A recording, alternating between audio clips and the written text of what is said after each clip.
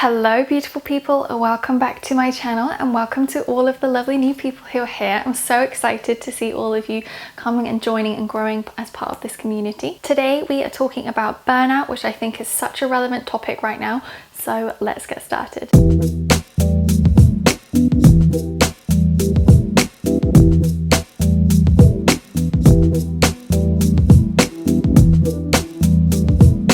So let's just begin by talking about what burnout is, and then I'm going to be sharing some tips about how you can manage or at least help your energy so that you avoid burnout, because it's really something you want to avoid. You don't want to try and manage burnout. Instead, you want to avoid even getting to that stage and really just help yourself to feel more inspired and energized by life. So burnout can show up as mental, emotional, physical, or even spiritual burnout. And if it's mental, it could be something like depression. If it's emotional, it could also be depression, or it could be anxiety or panic attack or a breakdown. And if it's physical, it could actually manifest as a dis-ease within the body.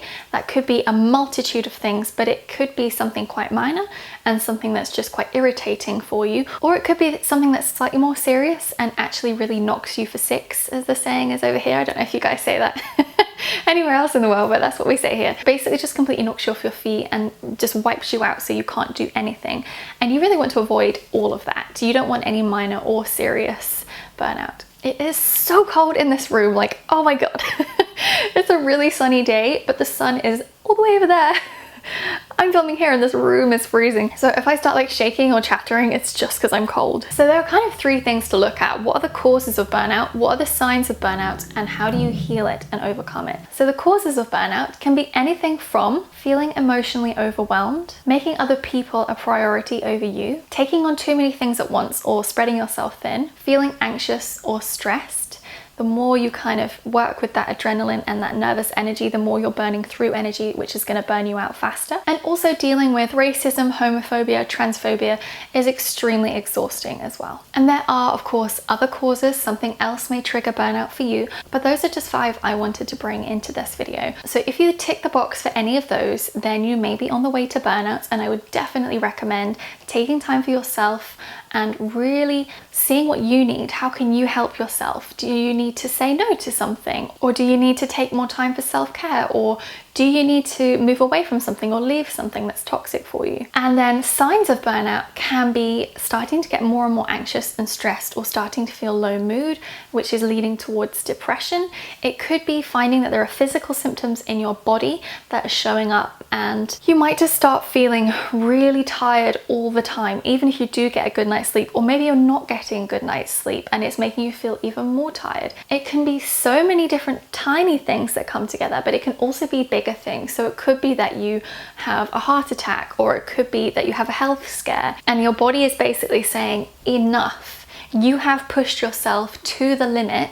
We can't take anymore. We can't function anymore as we are. All systems stop. Everything needs to stop. We need complete rest. And that is completely what you want to avoid happening. So if you are starting to notice little niggles, such as you're not sleeping well, you're not feeling rested when you wake up, you are unable to concentrate, you are not taking information in properly, you're not focusing on your job very well, and you're making mistakes. Maybe you're even driving badly, maybe you've hit the curb a couple of times or scratched the side of your car, and maybe you normally wouldn't do that. Or maybe you're feeling a bit more teasy or a bit more irritable. Really start to notice these signs, because they're basically your body and your soul saying, we're reaching breaking point. We can't take any more. I very often find with Soul Plan that there are 3 energies in particular that lead to or are more prone to experiencing burnout. And that is the 6, the 9, and the 12. And that's because the 6 and the 9 are both connected to a kidney. So the 6 is the right kidney and the 9 is the left kidney. And then the 12 is connected to balance. Because they're connected to the kidneys, the 6 and the 9, this obviously means that there's more likelihood of adrenal fatigue, which can again be a huge sign and a huge cause of burnout. When you just feel so completely drained, you have no energy or enthusiasm or motivation to do anything. Yet at the same time, you know you need to do these things, so you're pushing yourself to keep going, which is draining your energy more. So 6 is a very creative, which means they receive a lot of divine inspiration and ideas. And because they receive these ideas so often, it's like they're constantly receiving things and they're getting all fizzy in their energy, and it's just too much bouncing around within them. And if they don't use that energy, if they don't express or create something, then it just kind of builds up more and more within them and it drains them even more. So it's really important for sixes to have a creative outlet. Even if it's just for pleasure, they really need to do that to help move the creative energy through them. For a 9, you'll often find that this energy is very physically felt. It's a very powerful energy. It is the energy of power, peacemaker, and protection. And therefore you're going to be channeling really high vibrational frequencies. Whether that's conscious or not, you are this vessel for the divine. Your presence is your power. And so it's like being switched to on all the time. So if you were to think of a torch, and let's say the torch had 2 settings, it had full beam and it had low beam. So the torch is on full beam and you're walking home and it's helping you. When you get in, instead of turning it off, you just turn it to low beam. And when you turn it to low beam, it's still on, and therefore it's draining the battery, but it's not something that you madly notice because it's not on full. That is exactly what happens with the 9. It's very powerful energy channeling through you for healing. And therefore, again, it needs to be expressed. It needs to be moved through the body. So exercise is really powerful for a 9, like yoga or qigong, something like that, where you're moving the chi and the energy around the body is really important. Otherwise, you're just going to get this block or this buildup of stagnant energy, and it's going to drain you so much because you're constantly plugged in, you're constantly turned to on, and your body is just like waiting to express it, and it's not happening. And then when it comes to the 12 is interested in so many different things. It's the energy of love and knowledge. It loves learning, it loves trying new things, and so it will always be taking a course or signing up for a workshop or reading a book or looking at a new website. It'll be doing, oh, there's a beautiful butterfly at the window. It'll be doing some really fun, interesting, exciting things, but it often takes on too much. And when it's younger, sometimes it's like, I can take on a lot. I've got the energy to do it. But then as it gets older, or even just in general, it starts to pile up and it just can't really keep up with what it's doing. And that's okay. You're not a failure if you used to be able to do 10 things and now you can only do 2 or 3. That does not mean you're a failure. It just means that you're honing and focusing more, and it actually means that you're putting more effort and love into something. And eventually you can still include other things you're interested in, but it's better to do something with more focus and more love than it is to spread yourself too thin. So essentially 12s can really scatter themselves. They take on too many things. They're the kind of people who are going to be like, oh, I can't talk for long because I've got to go and do this, and then I'm picking the kids up, and then I've got to go there later. And you're just like, whoa, what was that whirlwind? Because they're just like, woo, all over the place with excitement for things. So essentially those are 3 energies who can be prone to burnout. It doesn't mean you have to be. If you're somebody who has these energies, you might be fantastic at managing your energy and be really conscious of burnout and not want to have that happen. So you might already be practicing things that are going to help bring more balance and inspire more energy into you. Something else that I've really noticed is quite a few people on social media are saying that they feel burned out and they're wanting to take a break from social media. And I find that really interesting. I feel as though at the moment, because we aren't socializing in the same way that we used to, and I think there is a collective burnout going on at the moment. So if you're feeling more burned out than usual, or if you've never experienced burnout before and you're suddenly feeling it, you may well be empathically picking up on collective burnout as well. And I think that's obviously to do with lockdown, because humans are more social by nature. Even though humans enjoy their own space, it is about connecting with other people and working with them and working harmoniously together to create and to grow and to learn and to evolve. That's really what humans are about. Man, it's so cold. And therefore, because we've all been locked down, even though we might be with family members, we're still separate from different types of people. We're still separate from people who might energize us normally. And quite often different types of people or different groups of people can energize us more because it's an influx of new or exciting or different energy. It can bring our energy back up and inspire us as well. So even if you are an introvert by nature, but more so if you're an extrovert, you're probably noticing that your energy levels are very different at the moment. And that's because firstly, we're withdrawing from one another and we're spending more time, therefore, online. And the thing about being online is it does bring in that kind of 9 quality, which is about spending a lot of time switched to on. and therefore you're never off. So if you met up with a friend face to face, you would meet them, you'd go to a cafe or a pub or whatever, and you'd spend physical time with them, and then when you went away from one another, you'd physically leave each other's energies. Even if you might pick up a little bit of each other's when you left, it would be different because you had physically left. Whereas when you're online, you're still tuned in, you're still switched in to the online. It's to online social medias or whatever all the time, right? Because we always have these apps on and they're on our phones, they're always connected to us all the time. Like if you were to imagine it as a cord, this cord is always going, it's always switched on. Unless you turn the internet off or unless you uninstalled an app and didn't look at your phone, you're still connected to that social media or to that group or whatever it is that you use, your emails or whatever. And so I think it's really important that whenever you come off social media, to bring your energy back to yourself and to balance or to even cut the cord. I don't often use the phrase cutting cords, and I think I might explain that in another video. I won't go into it here. But I would say when it comes to a physical or a tangible or even an intangible thing such as social media, to cut the cords with that at the end of the day, I think is really, really important to close down properly. Because if you don't close down, you're continuously switched in and on to what's going on. And so even if you aren't physically looking at your phone or looking at social media on your laptop or whatever, you're still energetically connected because people can still connect to you, right? Someone can still look at your post, someone can still comment on your post, someone can still, you know, send you a message or whatever. Like people can still connect to you. It's different. Like if you leave somewhere physically, you're gone. Yes, they can call you, but physically you're not there. But if you're still, you know, your profile's still there, people can still connect to it and you're still going to get a notification, be like, oh yeah, okay, oh, I better reply to that. So I think there's a huge element of that going on collectively at the moment. And I also think that social media just by nature is much more masculine. And I don't necessarily think there's anything wrong with that. I think that actually it's quite important because it's all about taking action and putting yourself out there. And I think we kind of need that. But I do think that it's not particularly conducive if you are more into your feminine by nature. Especially if you're doing like healing or coaching work, it's likely that you will lean more into your feminine. And the thing is with social media is there's you know, the rule book of how to do it. Post every day, be really present, be really visible, like and comment other people's work, reply to comments on your work, put up stories, put up reels, do a live video, do a TikTok, do a video. Like there's just so much that you need to be present for, and continuously being present, it is not healthy for two reasons. Firstly, it's not going to be healthy for the feminine. That's not how the feminine works. The feminine works in cycles. And secondly, that's going to lead to burnout. You're continuously having to be present for something else is what leads to burnout. If you can be present for yourself, then it replenishes you, it fills up your cup, right? But if you're being continuously present, whether it's online or whatever, it's going to drain your energy so much. And that's what's ultimately going to lead to burnout. So this is where having self-care,